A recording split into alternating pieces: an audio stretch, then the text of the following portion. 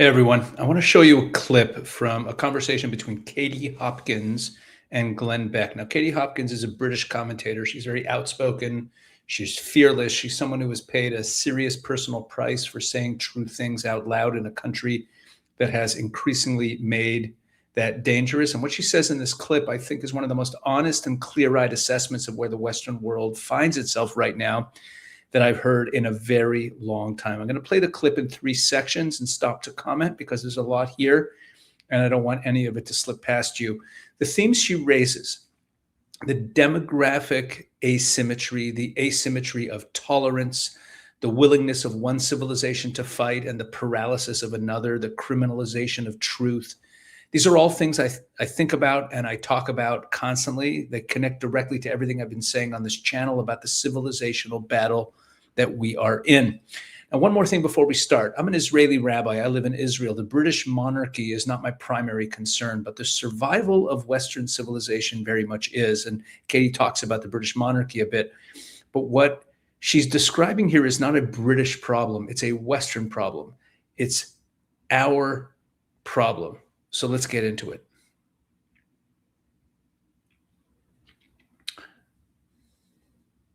Though I believe there will come a time not too far from now when the British people, true British people, will have to make very difficult choices.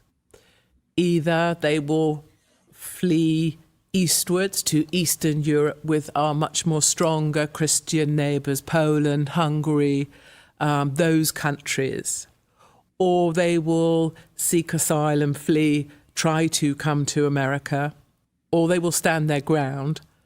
But certainly the time of the Crusades will need to come again if we are to return. What do you mean by that? We are overrun in every way, in every sense. Demographically, all births, Muslim births outnumber births to every and all other religion. This is no commentary on anyone's religion. This is just pure fact. Our mayors who control funding in our capital cities are Muslim. Mosques are not churches. A mosque is being built at the outermost, tippy-most end of Scotland and at the furthermost reaches at the end of the other side of our tiny country. This is about a takeover. And of course, America understands because you have Minneapolis, because you have Dearborn, Michigan, and I see it all the time. These blue centres where they absolutely load it up with multiple occupancy homes so that they take the power, surrounded by a deep red countryside. You know, Minnesota, I've spoken at rallies in the farmlands of Minnesota, the same model, and it is not by chance. And then the minute they get into power, there's change. Oh, let's change this. Let's take the prayer out. Let's have head dresses and headscarves. Let's change stuff. Keep pushing. So we will, in time, fall in some way, and we will have to fight to get freedoms back. And it's why you guys know so well it is much better to defend the freedoms that Americans are different to us because your freedoms are God-given. They're in you. So stop right there. So Katie Hopkins here, a British woman, not a general, not a politician, just a British woman who loves her country, is sitting across from Glenn Beck and saying out loud that the British people may need to fight to reclaim their own homeland. She invokes the Crusades. And I want you to understand what it takes to say that. Because you don't invoke the Crusades unless you believe that it's already very late in the game, unless you believe that the normal tools, elections, legislation, protest, public debate are no longer sufficient. And that's what she's saying. Before we go any further, I want to name something that is at the heart of everything Katie's describing, because I think about this constantly. And that's the asymmetry. I mentioned this in my opening. The first asymmetry is tolerance. Right? Western nations, Britain, America, France, Germany, we're told that we have to be tolerant, open, welcoming, non-judgmental towards Islam. And God forbid, if there should be anything that smacks of any imbalance in that, the Muslim immigrants will be the first to say, what are you doing? How can you discriminate? Fine. But what if you go to Saudi Arabia and you try to build a church? What if you go to Iran and try to preach the gospel if you're Christian? or if you go to Pakistan and publicly question Islamic doctrine, or any of dozens of Muslim countries. In other words, the tolerance only flows in one direction. The West is required to extend it. Much of the Muslim world is not required to reciprocate. And if you point this out, you're an Islamophobe, right? And that label shuts down the conversation before it begins. So that's one asymmetry, the asymmetry of tolerance. The second asymmetry I want to point out is the asymmetry in the willingness to fight. It's like a terrible thing. Oh, how can we even bring that up? Oh, it's so inflammatory. Katie is describing a civilization, Islam, that takes its beliefs seriously enough to organize around them, to vote as a bloc, to build mosques at the furthest tip of the small island nation, to concentrate population deliberately in urban centers to flip political power. What do you mean? Is it deliberate? It's not paranoia. She's describing a strategy that has a name. It's called civilization jihad. The Muslim Brotherhood wrote about it explicitly in documents that were entered into evidence in American federal court. I've talked about them on this channel. The settlement of Muslims in the West, they wrote, this is Muslim Brotherhood documents, is a process of civilization jihad, eliminating and destroying Western civilization from within. That is not my characterization. That is the Muslim Brotherhood talking. Meanwhile, the other civilization, ours, has been convinced that believing in anything too strongly is somehow, that's immoral, that's bigoted. Standing for your own culture is bigotry. Defending your own borders is racism. One side is playing to win, and the other side is playing to be nice and has been talked out of wanting to win. So that's the second asymmetry, the asymmetry in willingness to fight. The third asymmetry, and this one is perhaps the most consequential of all because it compounds with every single generation, is the asymmetry in birth rates. She talked about that. The modern West has been told that children are a lifestyle choice and they're an expense. They're an imposition on your comfort and your freedom. You can't just live on peanut butter and jelly sandwiches, and raise a few more children. No, that would be crazy. I have 8 children, and I get looked at sideways. Meanwhile, elsewhere in the world, large families, I don't get looked at sideways in Israel. I'm talking about when I'm in America. But elsewhere in the world, large families rooted in faith are the norm. I've said this before on this channel, the low birth rate of the Western world and the moral relativism of the Western world, they come from the same place. They both come from a civilization that no longer believes in something worth sacrificing for. Why bring children into the world if it's an expense and you don't believe that the world is fighting for? Why fight for a civilization that you've been taught to be ashamed of? These things are connected. There's a spiritual underpinning to birth rates. And when you add it all up, the asymmetry of tolerance, the asymmetry of will to fight, the asymmetry of birth rates, you get exactly what Katie Hopkins is describing, a civilization that is losing, not because it was conquered militarily, but because it forgot why it should defend itself.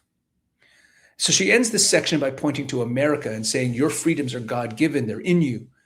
And she means it as a compliment, but I want to ask, is that still true? It's true for a lot of Americans. It's probably true for any Americans watching this video because you're watching my channel.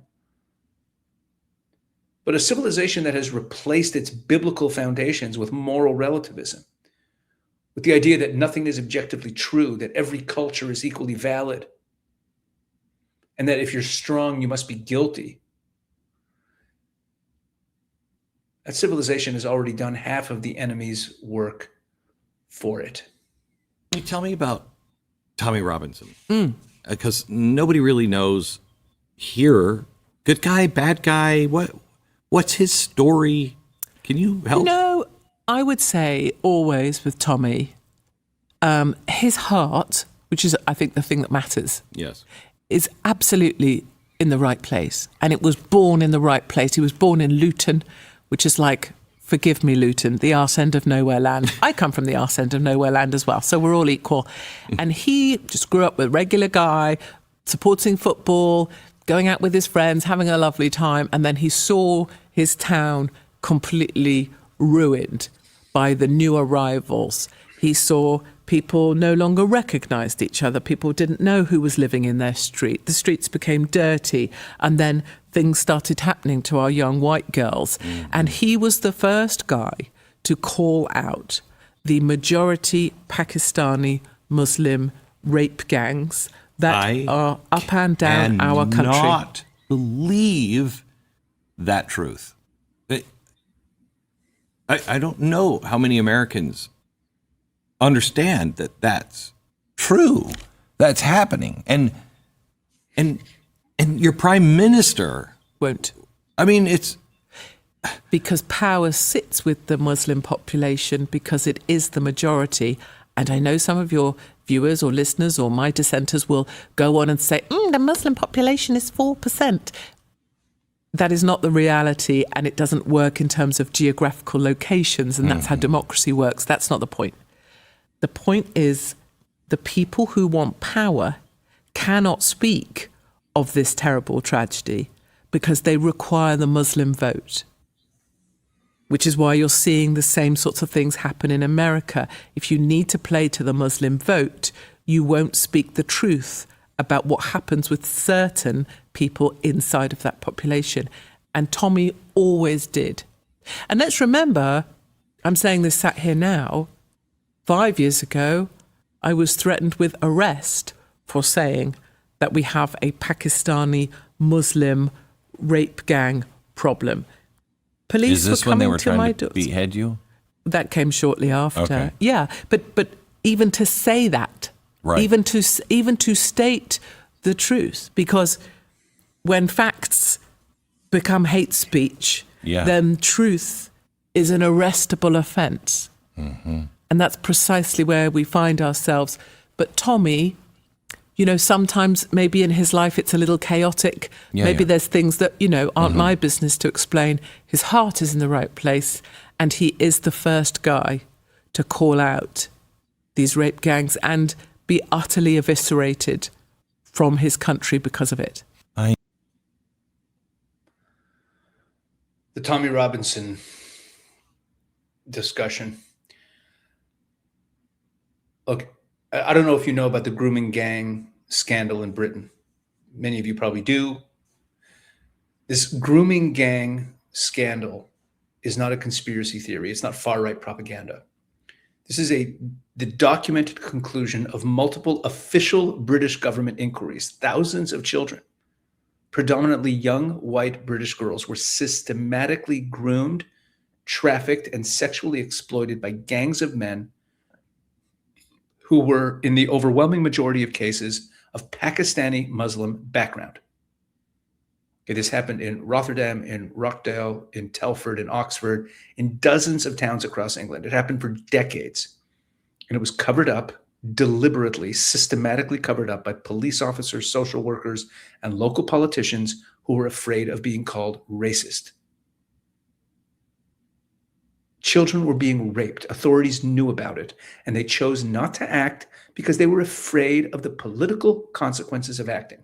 Okay, that's not speculation. It's the explicit finding of the J report, the Rotherham inquiry, the independent review. The fear of being labeled racist was cited directly as a reason for inaction. Think about that. And Katie says that 5 years ago, police came to her door for stating this truth, not for committing a crime, for just talking about this. This was documented and she talked about it. For saying something that was true but politically inconvenient. When facts become hate speech, truth is an arrestable offense. That's what she said. She's right. And this is not just a British legal quirk. This is a civilizational choice. It's the choice to protect the feelings of a political constituency over the bodies of children. It's the choice to subordinate truth to power. And once a civilization makes that choice, once it decides that certain true things cannot be said, it's over. And one of the things that I've mentioned before on this channel is how with Israel and Israel's war with its enemies, the more you know about it, the more pro-Israel you become. I mean, the more ignorant you are, the more you just have a thumbnail sketch of what's going on, the more anti-Israel you'll be, the more you're just reading the headlines and scrolling. But the more you actually know the facts, know the history, the more pro-Israel you end up. Because the truth is on our side. And the more context you have, the more details you know, the clearer that truth becomes. The same principle applies here. The more you know about what has actually happened in Britain, not the sanitized version that that protects the politicians. The more you understand why Katie Hopkins is saying what she's saying, the more you understand why Tommy Robinson was the first person screaming about this when every institution in Britain was looking away. And regardless of anything you've heard about Tommy, everyone's got stuff in their life.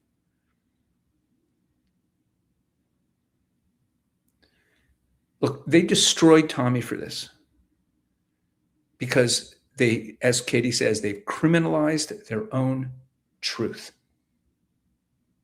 I knew I would enjoy conversation with you. I had no idea how much more I would admire you.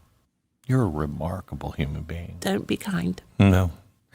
Can I just ask you as an American one thing, and then we'll call it quit? I don't understand King Charles. I mean, what is going to happen with, it's insane. He is so not good. I understand, why his mom was like, I got to live longer. Yeah, wasn't she I'll do awesome? She was awesome. Her whole life, she's promised, whether it be long or short, I give my whole life to this country. Right. And boy, did she do that. I loved her. Not so much with Charles. Are you going to make it to the next one? No. He had an opportunity to be Winston Churchill and the King, their relationship where they said, we're not leaving this capital city. We stay here. We fight, we win. We fight them on the beaches. We win. Yeah. The King could have said, this country needs its royal family. This country needs to stand for what we used to stand, centuries of tradition, right? I could write that King's speech for him in a moment, and it's what we needed. And he failed, and not only did he fail, he doubled down on the other side. He celebrates Ramadan and Eid. He invites people in for iftar at the whatever. I mean, whatever, but he's the opposite of what we needed. The royal family, because of that weakness, the royal family cannot and will not survive. William and Kate will be the last semblance of a royal family, but truly they are diluting what it meant to be royal. We liked them when they were aloof. We liked them when they were untouchable, and those two want to be your friend and your next door neighbour and the person in Starbucks. The royal family will not make it. How long? One more generation. William and Kate, that's it.